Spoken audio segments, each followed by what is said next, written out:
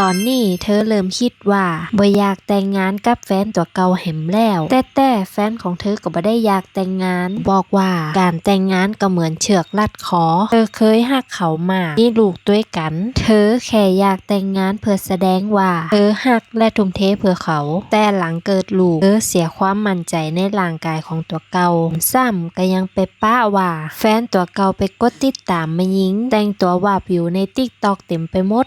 ขอให้เขาเลิกพอเขาก็หับปากว่าจะเลิกแต่ก็ยังแงะแหมเธอก็ให้อภัยเขาซ้ำๆแต่ใจมันกระพังลงไปเรื่อยๆแต่สุดท้ายก็จับได้ว่าเขาลักเล่นทวิตเตอร์แหมทั้งที่เคยบอกว่าบ่มีเขาบอกว่ามันก็เหมือนดูหนังโป๊แต่สำหรับเธอมันบ่ใจแค่นั้นตอนนี้เธอก็ยังอยู่กับเขาเพราะบ่อยากห่างลูกแต่ทุกครั้งที่เขาชมเธอว่าสวยเธอแค่นึกในใจว่าเขาอู้แต่ก่อเธอยังฮักเขาอยู่แต่ก็บ่แน่ใจว่าเขาเคยฮักเธอแต่ก่อแล้วถ้าเป็นคุณจะอยู่เพื่อลูกหรือเดินออกมาเพื่อรักษาหัวใจตัวเก่าก็คอมเมนต์อู้กันได้เน้อเจ้า